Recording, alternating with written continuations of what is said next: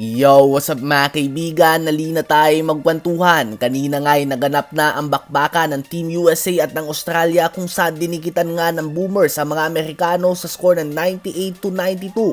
At sa crowd nga ay nakita si Nikola Jokic at ang buong kupunan ng Serbia na talagang nakatutok at nanunood ng seryoso sa game na ito. Matinding scouting na nga ang ginagawa nila dahil sila nga mga kaibigan ang susunod na makakalaban ng super team na ito ng US. Thursday, July 18, 12 AM, Philippine time yan mga kaibigan. Inaasahan nga ng madami na Serbia magiging pinakamatinding hamon para sa Team USA at sila pa nga magkakatapat sa unang game ng isa't isa sa Olympics.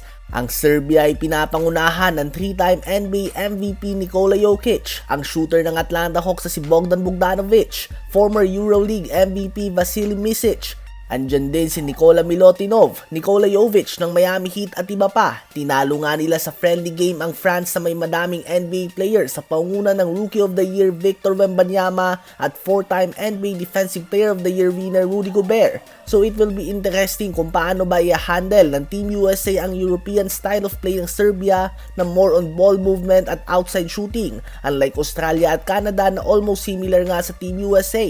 At makikita naman natin sa friendly game na ito kung paano ba i-handle ang Team USA, partikular na ni Joel Embiid si Nikola Jokic. Hindi nga natin tiyak kung magiging defensive oriented ba si Steve Kerr at gagamitin niya ang defensive big man duo ni Anthony Davis at Bam Adebayo to start the game.